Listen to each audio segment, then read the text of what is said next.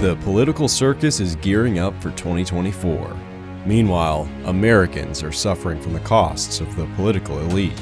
Join the Mises Institute at Fort Myers, Florida on November 4th for an event dedicated to the White House, the Fed, and the economy. We'll cut through the campaign rhetoric to look at the future of the U.S. economy, with a lineup including Bob Murphy, Patrick Newman, Jonathan Newman, and Murray Sabrin. Register now at Mises.org/FL23. Human Action Podcast listeners can receive a special $10 discount using promo code FL2023.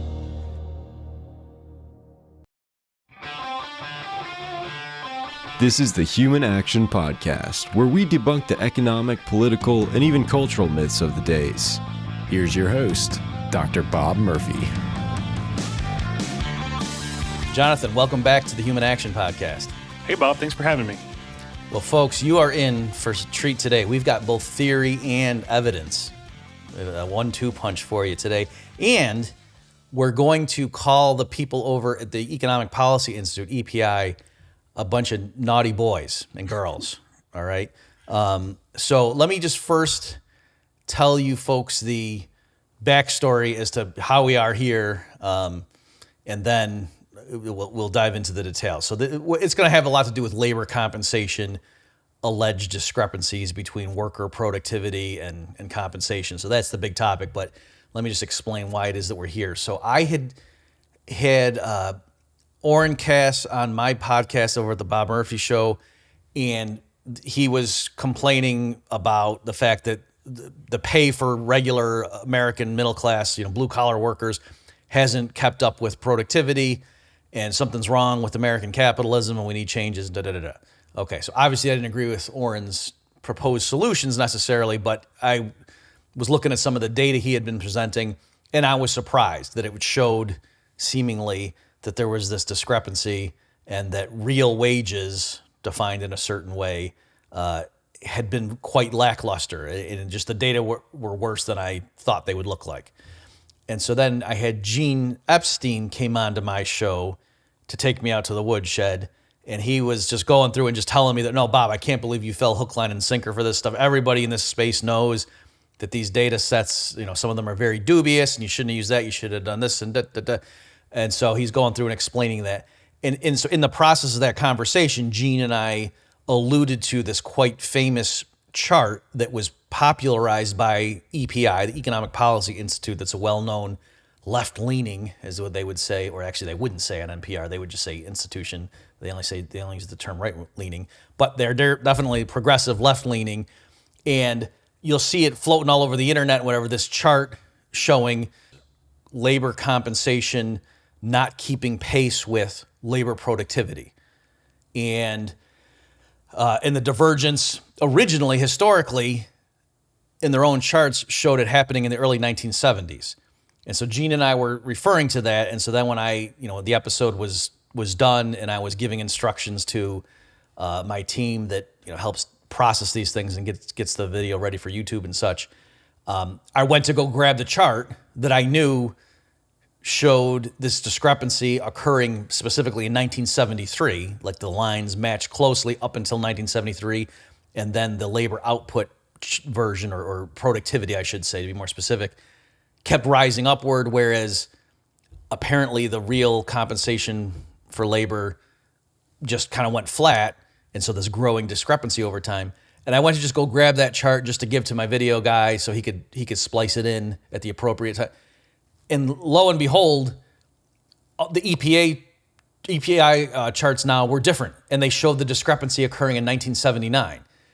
And the reason that was interesting, it kind of ruined my story, is because I had been saying all along that the EPI, if you read the papers and their commentary around this chart, would lead you to believe it had to do with Reaganomics. That, oh yeah, there's irresponsible tax cuts for the rich and deregulation and blah, blah, blah, and weakening of union protection for workers in the 1980s has started this, this huge exploitation. So the compensation that American workers have been getting in the 50s and the 60s and and then, clearly from this point forward. And so my point had always been, well, that's nutty. Obviously, their own chart shows it starts in 1973, not when Ronald Reagan comes in, certainly not the passage of the Kemp-Roth tax cuts. And so how can you possibly be attributing it? I said a better explanation would be Nixon going off the gold standard. That's at least the timeline fits better. And so why don't we at this point, folks at home watching, show you the two charts side by side. Okay, you see those screenshots. So you'll see on the left, again, that was the original EPI chart floating around for years, which clearly showed the divergence starting in the early 70s, specifically 1973. And then the one on the right claiming, oh, this huge discrepancy started in 1979. So you can see how the chart on the right, which is coming from the later paper that they put out, better fits their narrative as to what's causing this exploitation now of the American worker, to be able to pin it on Republican supply side economic policies as opposed to, the inflation unleashed by Richard Nixon when he foolishly untied the Fed's hands. Okay, so we don't know what the motivation was, but all I can say is it wasn't just me saying that. Lots of people on the right started pointing to that API chart and saying, instead of just trying to argue it away, and Jonathan and I, folks, in a minute are going to get into all the problems with that chart and some of the responses that people on the right have given as to why that data are just meaningless and that doesn't mean anything at all. But other ones like me were sort of calling their bluff and saying, okay, sure, there is this discrepancy, but it's maybe due to the Federal Reserve. And so now they've sealed it up. So I've been talking a lot, Jonathan. Let me stop and let you respond to this troubling situation where it looks like all of a sudden, no, the discrepancy that we've been saying for years happened in 1973. Upon further review, no, it happened in 1979. What's your take? Oh, so I get to deliver the punchline here, basically. Oh, I thought you were going to say you get to talk in this episode. I was going to say yes. Well, so what they did from the original chart to the updated one is they basically employed an optical illusion. They did some data manipulation to make it look like the separation between productivity and compensation happened in right after 1979. And the major change that they made between those two charts is they changed from showing a cumulative percent change in the data, or it's the same thing as indexing it to the start of the period in question. I think it's like 1949 or something like that. But in the updated chart, they moved the base period for the index to 1979. And if you know anything about the way indices are created or how they're calculated, you can make any two data series meet together at the base period because they're indexed to that period. So the way an index is put together is the series is compared to itself, and to compare it to itself, you have to figure out one common denominator. And in the case of an index or a time series, you would use one particular year, one particular observation from that time series as the common denominator. And so what they did is they turned 1979 into that common denominator, which means that both indices equal 100 for that time period. And so it was really sort of like a tricky thing that they did to make it look like the data series come together, or they stay together up until that time period, and then they start separating for the 80s and during Reagan's administration. Of course, we're not exactly sure what their motivations were, but it does seem to look like they were trying to make them meet all the way up until 1979, and then allow the series to separate afterwards. Yes. So just visually, folks, let's do it in different stages because Jonathan has done it precisely with their data. But just to make sure you're tracking the general claim that we're making here, we'll go ahead and flash the two up again. So the one you're seeing on the left is the historical paper that EPI had been putting out for a long time, and then the one on the right is from a paper that came out in 2022. I don't know if like the 2021 version has this new chart or not, but the one I found when I went to Google just to grab it, and it shocked me because wait a minute, that's not what I remember their chart showing, is from 2022. And so you see those two things. And so again, notice those dotted vertical lines on the left-hand chart that's coming in 1973. And you can see with the commentary with the statistics above, they're trying to show, regime one is from 1948 to 1973, and then regime two is from 1973 to the present, as of when that paper came out. And then on the right, similar setup, except now they're making this important dividing line separating the old ways from the new is at 1979. And as Jonathan's saying, visually, when you just look at that one on the right, it does look like, oh yeah, They're basically around the same up until 79, and then the dark blue line just starts marching upward. But notice the trick. And so here I'll just point it. You can see it visually, and then I said I'll turn back to Jonathan, and he can tell you the specific numbers and what he did, just to make sure that we aren't fooling ourselves here.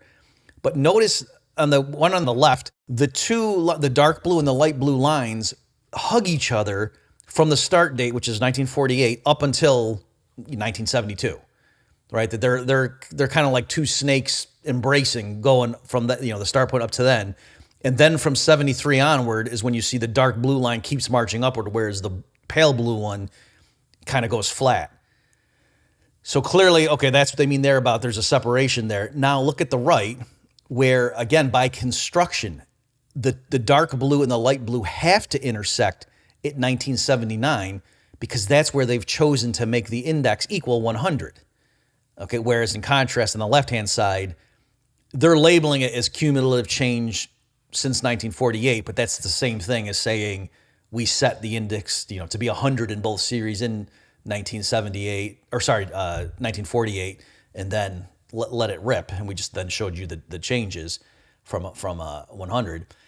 So on the right, again, they've set it to 96, so it has to be there, and now you know that the divergence actually happened earlier. And again, it's very misleading because if you just look a couple years to the left from that vertical line, the dark blue and the pale blue are basically laid on top of each other.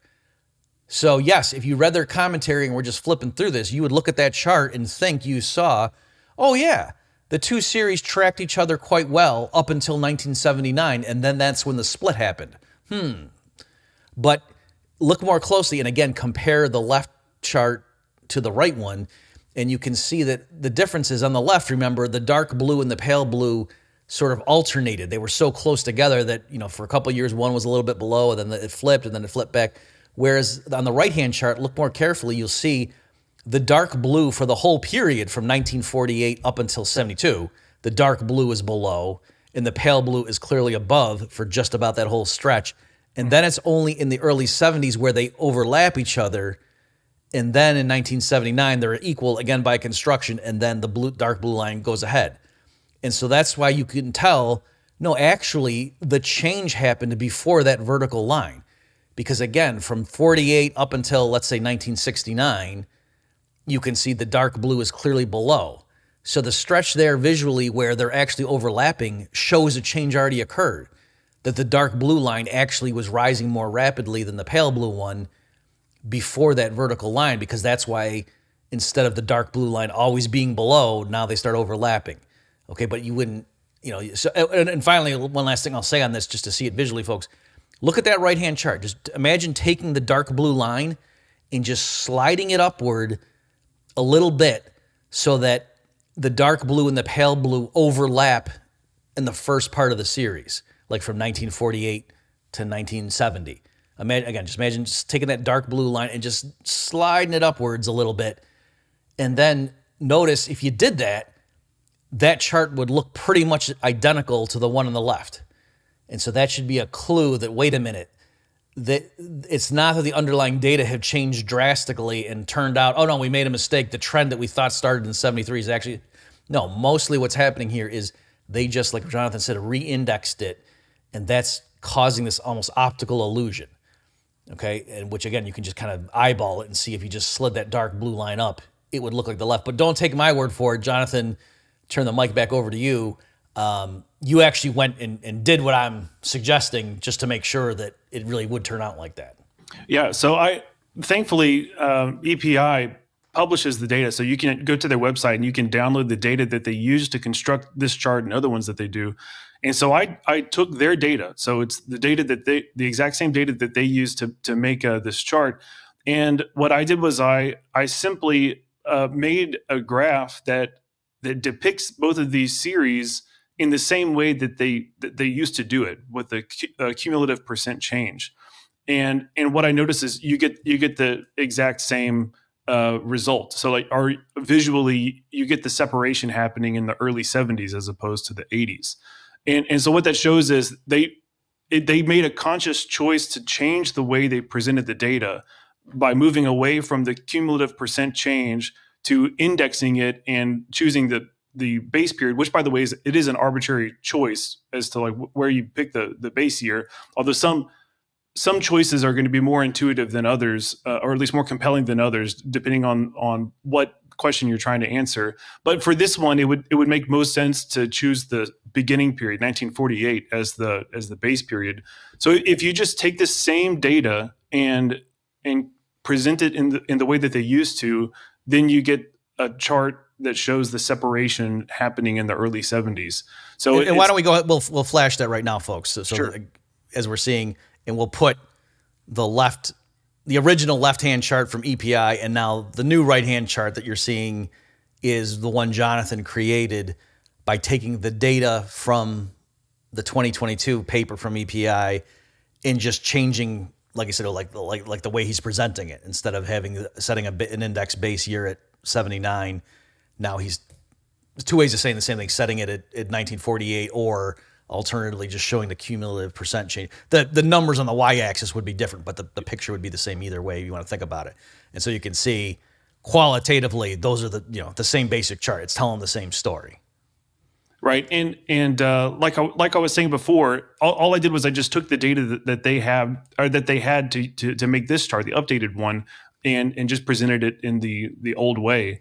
And so clearly this was a choice by somebody. So somebody decided to change it to an index presentation and choose when to set the base period. And by the way, earlier when I said that the choice of the base period is arbitrary, I tried to clarify that a little bit. But you were a good economist. You said one thing and then said, but on the other hand, yeah. So I just want to make sure everybody understands. It's not like both ways of presenting the data are okay because the choice of the base year is arbitrary. It definitely makes much more sense to choose the start of this time series as the base period. So choose 1948. And that way you can see the trajectory of both of these series over time. What you do if you choose a period in the middle as the base period, then you're, like Bob said, you're by construction making it so those series will meet at that particular point. Where if you're just trying to look at the long run trajectory of these things, it makes sense to put it at the beginning of the period, because then your eyeballs, as you're moving from left to right, you're seeing the relative change in the series across time from where they based on where they start. Yeah, and so thank you for saying that. And I want to clarify, because when I posted this originally on Twitter a few days ago, some people were confused, and they thought they were saying, wait a minute, but if it's the same data, Bob, how can changing they thought I was saying, oh yeah, if you pick the index at 1979, then all of a sudden the gap between worker pay and productivity does start in 1979. Whereas if you pick it in 1948, then if you index there, then you can see more clearly that the gap truly starts in the 73. And no, that's not what I'm saying. That even looking at their right-hand chart, as I just pointed out to you folks 5 minutes ago, or whenever I said it in this real time in this episode, I was showing you how if you know what to look for, you can actually see, oh, wait a minute, those two series were not tracking perfectly from 48 to 1978 because the one was consistently below for a long time, and then in the early 70s, they started overlapping. So that was the clue that there was a change in the percentage rate of each series increase earlier. That since the one had started below and stayed below, but yet hugged it, that was showing there was a constant appreciation in both series. But then because the lower one then overtook and started overlapping the one that historically had been above it the whole time, that meant actually the lower number or line was now growing faster. But visually, because they were kind of squished together and were close and then overtook each other, if the headline is telling you, oh yeah, these basically tracked well up until 1979, just looking at it, it's not going to jump out at you that that's not true. So again, they can't change when the divergence happened just by changing the index year, but a chart can be misleading. So definitely, when people say how to lie with statistics, it's not that, oh, sometimes math is wrong. That's not what people mean. But what they mean, though, is you can sometimes present information in a certain way that's technically not false, but is very misleading. And so that's what that second chart is. It's not false. It's not that they lied about the data. They didn't manufacture numbers, but they chose to present it in a way that is extremely misleading. And let me just give another example of just how naughty these people have been. I don't know what other word to use.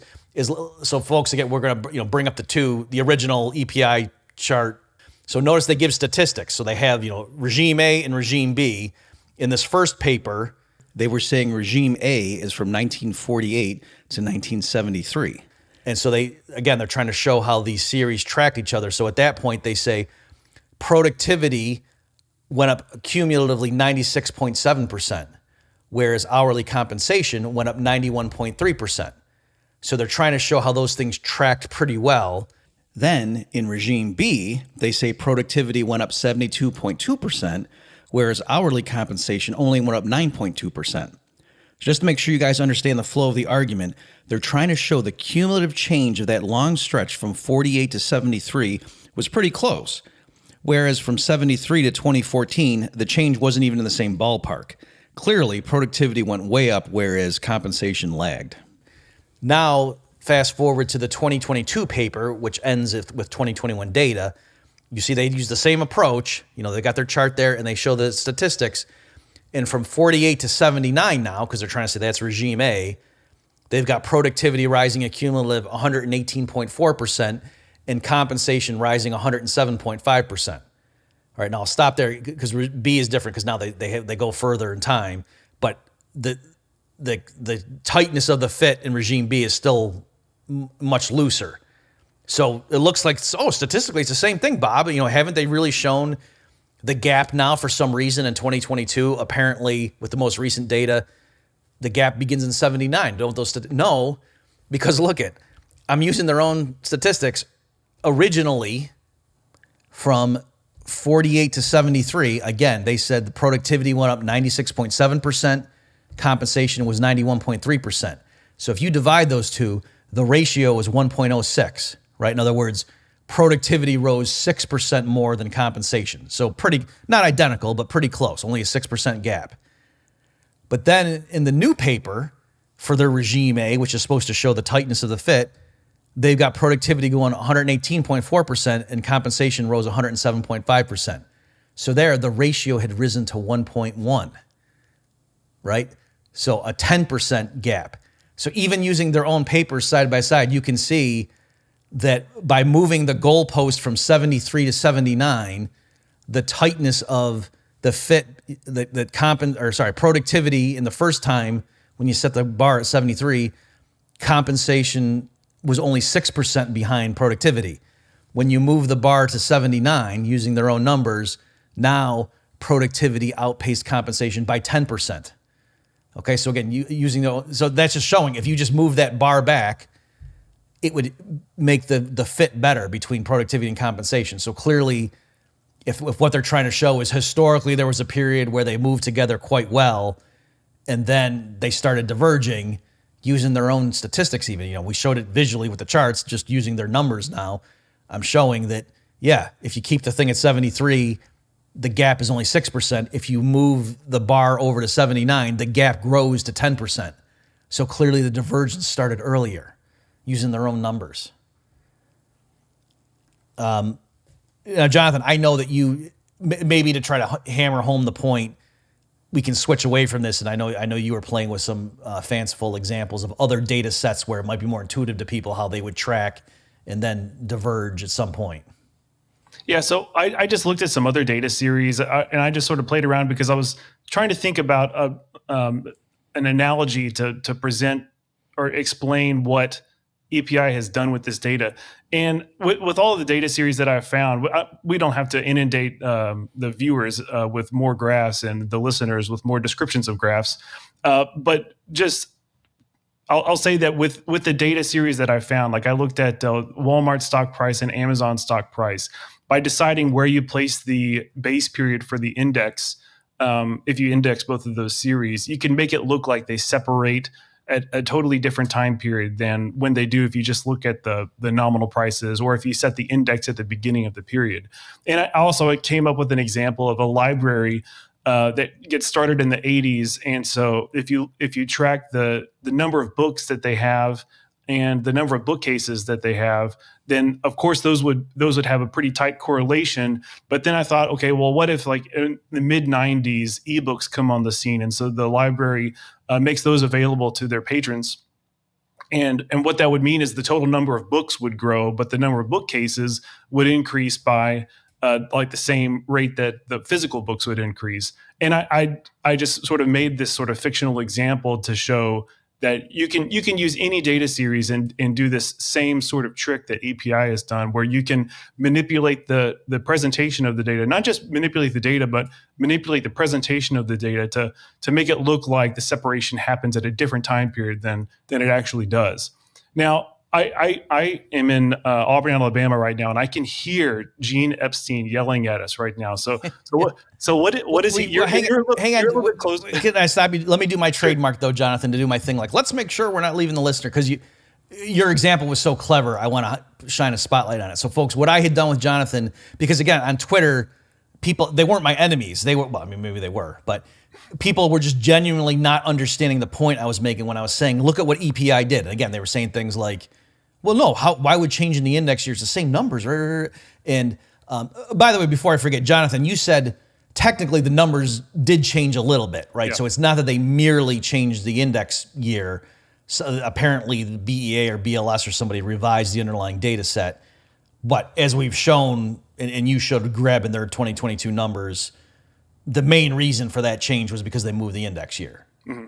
Okay, just to make sure that we're not saying that was the only change. But so in fairness, maybe the reason I haven't said the author of the article is because maybe that person was just given marching orders and didn't know why. Like, we don't know. And again, they could have honestly believed, well, no, they revised the data sets, and then maybe said somebody, maybe an editor or somebody said, what if you change the index year to 1979? Let's see what happened. Who knows? I don't know how much that person knew of the prior history, but institutionally, I smell a rat, put it that way. But anyway, and so then I was gonna go do it in Excel and just do say, okay, well, if we have one data series that's growing, and then I'll make the other one, like literally take that and do times 0.2 or something. And so, proportionally, they always grow the same, right? If one data set is always just 20%, the other one, and then maybe at some year I'll have it be 0.4 or something, or 0.4 times the time period. So now it's growing at a faster rate based on the passage of time. So before they would have tracked perfectly in terms of an index, and even though one was always higher, but like percentage wise, and then from that point forward, they really start diverging. And then I'll show, if I put the index period marker at the first, at the beginning, it looks one way, and you can clearly see visually the divergence happens when we know it did. And then if I move the marker, it might hide it a little bit. And even though technically you could still tell, it might be. And so I was saying to Jonathan, can you just come up with a real world example that might have those properties? And it was beautiful. He was saying, again, just to repeat it, to make sure you appreciate it, you econ professors out there, maybe you want to use this in your class, to say, what if you're tracking physical bookshelf space or the number of bookshelves that a bookstore has with the number of titles of the books they carry? And so back in the day, when all books they carried were physical, those measures would track each other pretty closely. They wouldn't be perfect, right? Because maybe some years there's a lot of, maybe when the Harry Potter books come out, they happen to be real thick on average compared to other stuff. And so it's possible that... Or some thick Austrian tomes, right? Exactly, right. Right. Or then, all the times Paul Krugman was right would be very tiny, and, that would throw things off. So, there'd be discrepancies, but in the aggregate, come on, year after year, you would expect to be a pretty tight correlation in the percentage growth of bookshelves and number of books carried by booksellers. But then you could imagine a sharp break in the series, as Jonathan says, once ebooks become a thing, and as they grow in popularity, the discrepancy would get bigger and bigger, right? It wouldn't just be a one-shot adjustment. It would be a growing thing over time as more and more of the market every year was overtaken by ebooks. And so again, you would see the number of books carried would start rising much faster than number of bookshelves or bookshelf space or whatever, however they're measuring the other physical thing. And so Jonathan, was just making up numbers. He didn't go and get those actual data, but he just made up some series and then showed, even though eyeballing it, if you set the index at the start, you can clearly see the divergence happens when we, put into the spreadsheet by formula when we know it happened. But if you then change the index year, it can kind of mask that. So again, it's still there. Like if you're just multiplying numbers or dividing by a different thing, you're not making the information disappear, but you can kind of hide it visually. And so, that was the example he came up with. Okay, so I just wanted to give you credit there, Jonathan. That was an amazing example you came up with. But now let's move on to a more substantive thing. As you say, there's a certain Gene Epstein who is going to think that we're sort of spending a half an hour quibbling over something when really we're missing the big story. So what does Gene say the important point in all of this is? So I had a similar story that you did, that you talked about at the beginning of the episode, where I just sort of took the data for granted. I didn't do any digging, but one year, I think it was in 2020 or 2021, Gene Epstein came to Mises U and he gave this talk. It's called the dirty data of the labor share, declining labor share myth, or something like that. We'll provide a link to it in the notes page. But he very convincingly, it's very compelling. What he showed is that those two series are inflation adjusted, but they're inflation adjusted with two different measures of the price level. And what he found is that if you try to undo that, so if you undo the inflation adjustment, which by the way is a valid thing to do, that's legitimate to do that, since you're comparing one time series to another time series, you can compare just the nominal values, and it makes sense. And what he showed is that you can totally annihilate the separation, all of the separation that happens when you do that. So if you compare the nominal productivity series to the nominal compensation series in the way that Gene did it, then the both of the series line up very closely to each other. And he talked about that as well in the episode that you referred to in the Bob Murphy show, where he took you out to the woodshed. So we can talk a little bit about Gene's methods there. And are you convinced yet?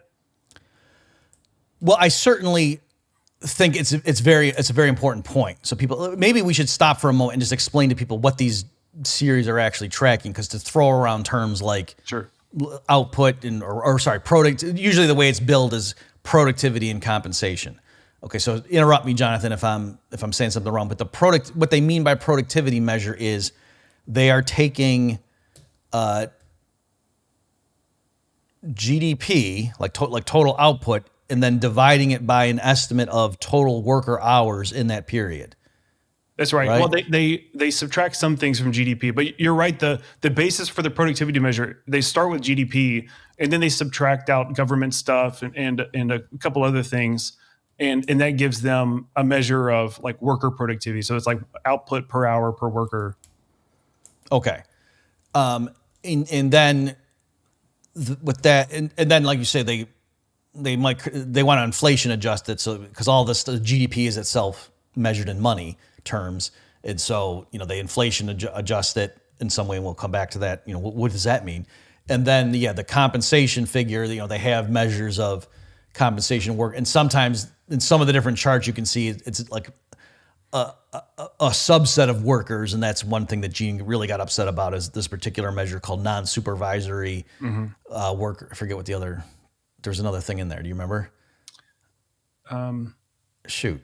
It's non-supervisory and something else, but trying to say like not managers, we're not the CEO is getting stock options. Like it's trying to get like, blue collar, salt of the earth people, production workers, right? Production and non-supervisory. Yeah, I think that's right. What the term is. And so Gene has particular ire for that series. Okay. So but forget that for the moment. Just in general, coming up with labor compensation, they're saying, if we come up with a measure of workers, not just wages, but benefits and things like that, broadly construed health insurance and such, then take that and divide that by an estimate of total labor hours worked in that period, and then that gives you a measure of the average hourly total compensation. And then again, you're supposed to inflation adjust that somehow. And then those are the two things where they track quite well up until the early 70s, and then the productivity measure starts rising, continues to rise rapidly, whereas the compensation one flatlines. And so maybe I'll just make one point is at this stage, a sort of theoretical point, the way that EPI was using that, and like labor activists and people like politicians who want to fight for 15, or now I don't even know how much they're asking for, meaning dollars per hour and minimum wage. What they'll point to that as to suggest, or they'll openly say, look, at workers are making more stuff, their productivity is rising, and yet they're not sharing in the gains of what they themselves are producing. So that's clearly the implication of this. And then typically guys like Gene Epstein and Jeremy, is it Horpedal? I hope I'm saying his name right. I'm not sure. Horpedal. And various people like that, and working for Cato and other libertarian institutions, have tried to debunk that. And it seems like they're both arguing over, is labor being paid its marginal product, right? And then I've seen Gene argue things like to say, well, wait a minute, if this gap keeps getting bigger and bigger, at some point, how come firms, like in other words, the way the EPI narrative goes, it's almost like, oh, workers now are making $100 worth of stuff an hour, but they're still only being paid $20 an hour in real terms. So it's like, as those numbers keep getting bigger and bigger, how come some firm isn't coming along and hiring all the workers at $21 an hour and making, that a little bit smaller of the gap, but now times all the worker? Like that's, so clearly something's screwy with the EPI narrative. But my modest point is, there's no reason theoretically that those lines couldn't diverge. Okay. In other words, it's because really when you unpack it, it's basically just showing real output compared to labor's compensation. And obviously labor compensation is not 100% of real output, that there's also what flows to natural resources and also capital goods, and in terms of the breakdown. And so just to give two quick, fanciful examples, if you had a small country that was chugging along, and then all of a sudden people discovered all sorts of diamond mines and coal deposits and oil fields and, did I say gold already? Maybe, right? And you saw all this stuff, and they just started exporting that like crazy, but it didn't take a lot of workers to extract it. Well, real GDP for that little country would go way up, but there's no reason that you'd expect labor compensation to rise. It would be the landowners who happened to be sitting on that land where all of those natural resources were discovered. They would be the ones whose income would rise in the national accounts. That wouldn't show up as, a full reflection in how much labor compensation rose. And why would it? Right? That it would flow to the resource owners, right? So that's, again, an exaggerated example. I'm just trying to show there's no reason theoretically that those lines have to track. And if they diverged, it wouldn't necessarily mean that labor was getting ripped off.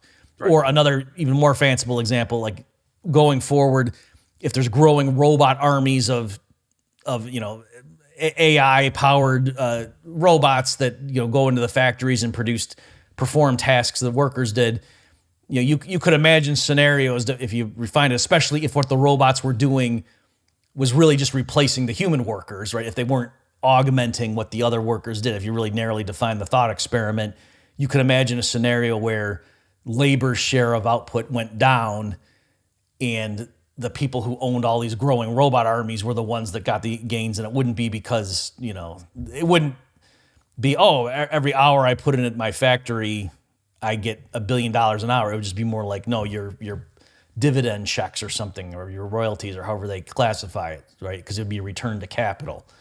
Okay, so again, in the real, I'm not saying that's what's going on in these data sets, but I'm just saying I want to make sure people realize even if the numbers were correct and those charts were true, that wouldn't show that, oh, it turned out neoclassical economics and Austrians, for that matter, are wrong, and labor doesn't get paid its marginal product. That's not what's at stake here. Right. So there's plenty of explanations that we could throw out where these lines would separate, and it doesn't necessarily indicate exploitation. What I was getting at before with Gene Epstein, because I still hear him yelling at us all the way over here, is that he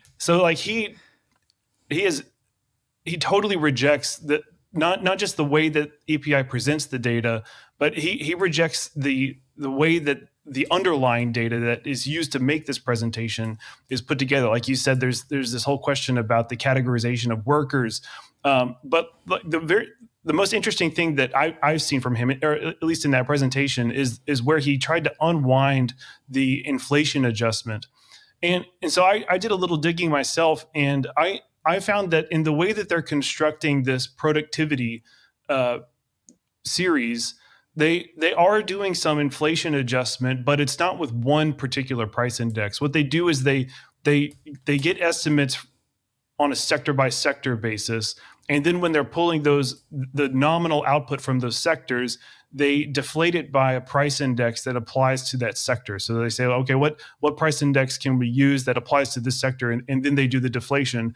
And then they compile all of those sector specific inflation adjusted output figures. And then they make one aggregate and they call it output per hour per worker, or in the EPI graphs, they just call it productivity. And so what Gene Epstein has done is he showed that if you deflate the compensation series by CPI, and you deflate the output or the productivity series by we'll call it the GDP price deflator, even though it's a bunch of sector specific price deflators, what you're doing is now you're comparing apples and oranges, because you've got two inflation adjusted series, but they're adjusted by two different measures of inflation. You're using CPI for one and a different producer price indices for the other one. And so what he did was he used the GDP implicit price deflator and the CPI, and he unwound the inflation adjustment. And that's how he was able to show these two series actually match up pretty well. And so why don't we'll go ahead and flash the image right now. So this, folks, is taken from the PowerPoint slides that Gene used at his Mises U presentation. So again, what Jonathan's saying is Gene said, hey, what I did is I went and just got the nominal numbers. I took, what's being reported using the government's own statistic as real labor productivity, meaning inflation adjusted, and I corrected it by taking out the GDP deflator to make it back into nominal. And then for what they're calling real labor compensation, which I know they adjusted by CPI, I just undid the CPI to turn that nominal. And lo and behold, it's basically two lines that are just hugging each other the whole time. So the whole this is all statistical smoke and mirrors, Gene Epstein claims, and we should stop trying to say, well, maybe it's the Federal Reserve. No, it's nothing. There's nothing to explain. All they did was they divided one series by one index and another by a different index. And the one index, and what happened, just in case you're wondering where the discrepancy, because those two indices track each other pretty well, but then in the high price inflation, consumer price inflation, I should be clear, that was unleashed in the 70s, which may be due to the Federal Reserve. I don't think Gene would have a problem with that.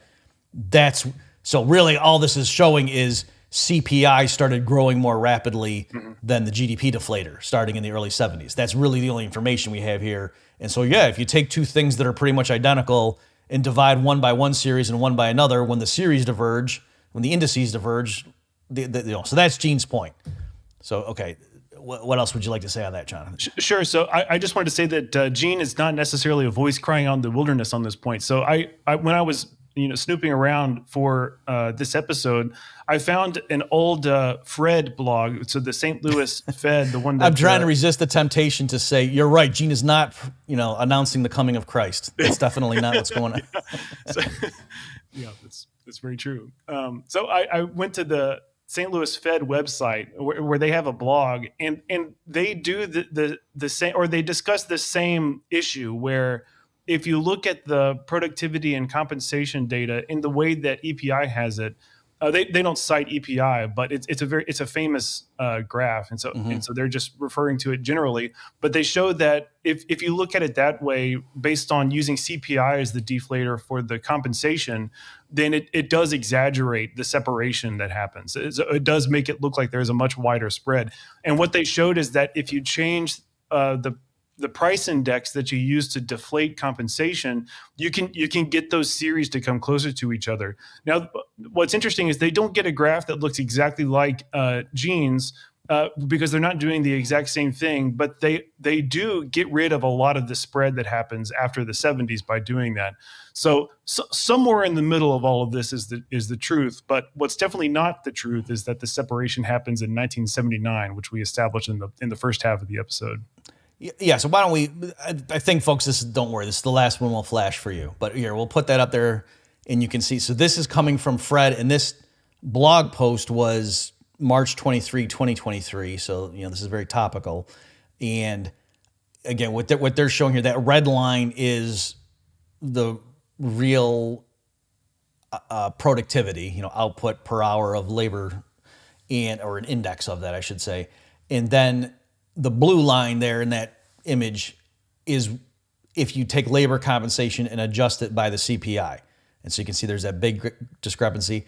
And then the green line, which kind of cuts it in half, is what happens if you take the measure of labor compensation and adjust it not by CPI, but by the GDP deflator. And so, roughly speaking, Jonathan, is it fair to say the way that the people at Fred tried to say, depending on which deflator you use or index you use, you could get rid of up to half of the discrepancy? Is that...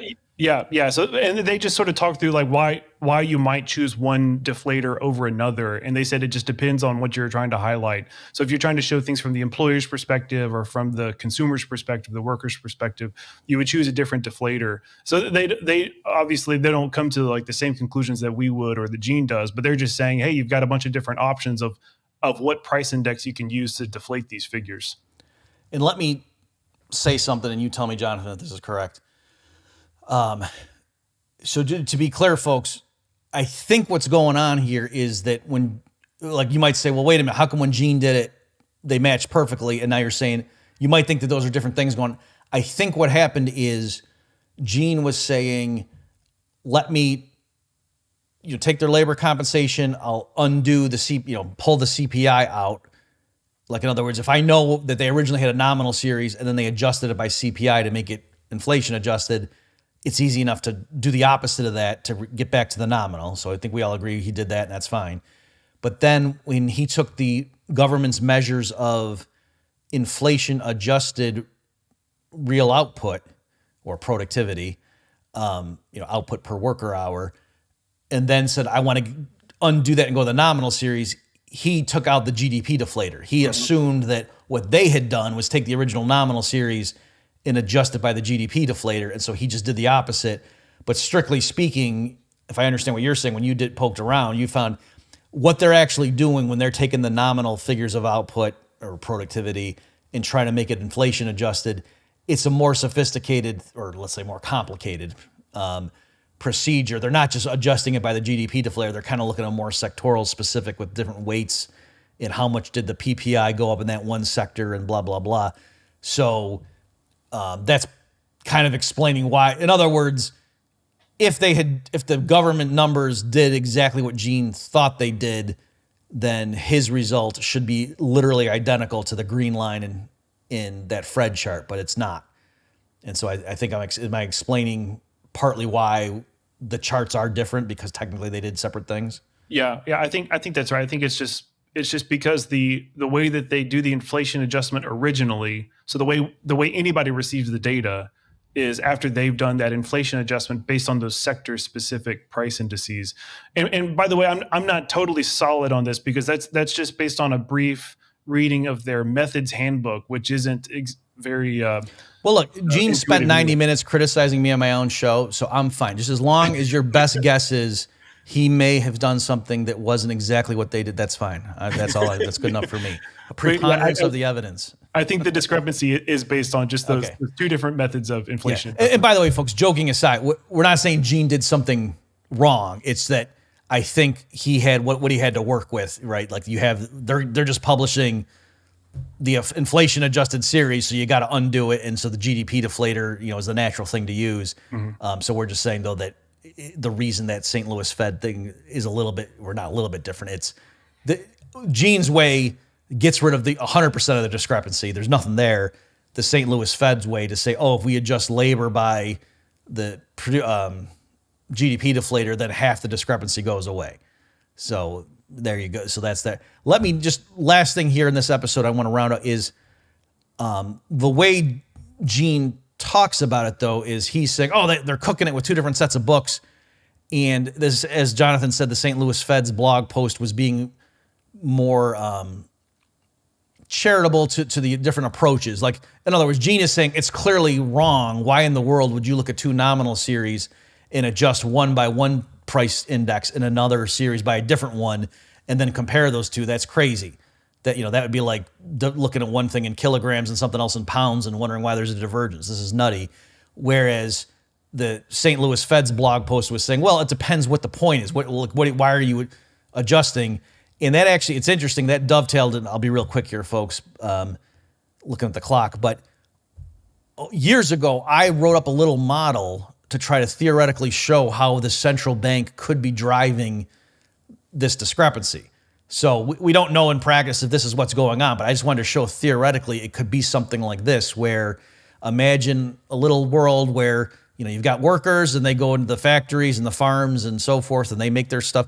And let's assume they're all getting paid their marginal product, right? There's a competitive labor market. The employer looks ahead to see how much am I going to sell their output for. I'll give them the discounted marginal product in terms of their wages today for that. Workers are not being exploited. They're being paid their marginal product. But at the same time, the central bank every period, let's say, doubles the stock of money and gives the addition to the small group of people over here who don't work. And now the workers and this group of people who benefit from the central bank's inflation go into the marketplace to buy goods and services every period. And the money that's held by the people who are buddies with the central bank is just as legal tender as the workers who got paid their wages and the same money.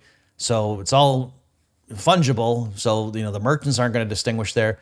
So I'm saying you could imagine in an equilibrium in that sort of framework where what happens is the worker who's like making machine parts, yes, his pay, it keeps going up every period, right? Because the stock of money keeps doubling every period. So clearly prices are rising, wages are rising. And if he's getting paid his marginal product, what his employer can sell his stuff for, he's getting paid that in his wages. But then when he gets his wages and goes into the marketplace to buy apples and bread and, rent a car, rent an apartment, or buy a car even, he finds that his wages are not keeping pace with the narrowly circumscribed, basket of consumer goods that he cares about as a consumer. It's not just a broad price index. So you can imagine if there's Cantillon effects and that, prices rise sequentially and blah, blah, blah. You can imagine scenarios where the workers, even though they're being paid their marginal product, because in a sense they have to share some of the real output in consumer goods and services with this other group of parasites who aren't working but still are consuming. The only way the math can work out is if, the workers feel like there's a sense in which they're getting left behind. That, wow, it seems like over time, especially if the inflation, got to be a bigger share of output or something, that the workers who are actually making everything get to consume a lower fraction of output over time, right? So you can theoretically imagine a scenario like that. And so I'm just saying, in a world like that, it wouldn't be nuts to say, how do we measure the impact of this printing press on the workers? And to someone say, well, the worker who makes a bunch of machine parts isn't going to take his paycheck and go into the hardware store and spend all of his money buying back the products he just made. No, he's going to take his pay and spend it on a mix of goods. And it's not crazy to say, let's take workers' nominal wages and adjust it by a price index of consumer goods that the workers care about. That's not a nutty thing to do. And you can imagine scenarios where the fact that CPI increases more than the GDP deflator might not just be like, oh yeah, it's because CPI is stupid. No, you could imagine scenarios it's because, maybe for some reason consumer goods really are becoming relatively more expensive. Mm-hmm. And it's not because capitalism doesn't work. We as good Austro-libertarians could blame it on monetary policy. So, all right, I'm done with my little last-ditch effort to salvage my little toy model from Gene Epstein's unfair aspersions. Well, I'll give you the last word, Jonathan. What do you want to say before we close out this episode? I would just wrap up by saying, just to go back to the big picture, it's important, and just personally from my own experience, it's important to have a critical eye towards data presentation, especially if the people who are showing you the data, showing you the chart, have a story to tell and want you to come to a certain conclusion. Then you really do have to do what you have done and what Gene has done, and do the digging and see, is this data actually telling the story that the people who are showing it to me claim that it does. And so, I guess big picture here, the takeaway is always have a critical eye towards the graphs that you see online. Yes, well said. And I guess I said I'd give you the last word. Let me have the postscript. Big picture, we're quibbling with Gene and some theoretical issues, but big picture is what EPI did with those two charts. That was naughty. They should go to the principal's office. Bad. Again, might not be the author of the second paper. Maybe that person, or if it's a team, I didn't check, maybe they didn't know the context, but clearly institutionally, somebody or some group of people made that decision, and naughty. Okay. Thanks everybody for tuning in. Thank you, Jonathan, for your time as always, and we'll catch everybody next time. Check back next week for a new episode of the Human Action Podcast. In the meantime, you can find more content like this on Mises.org.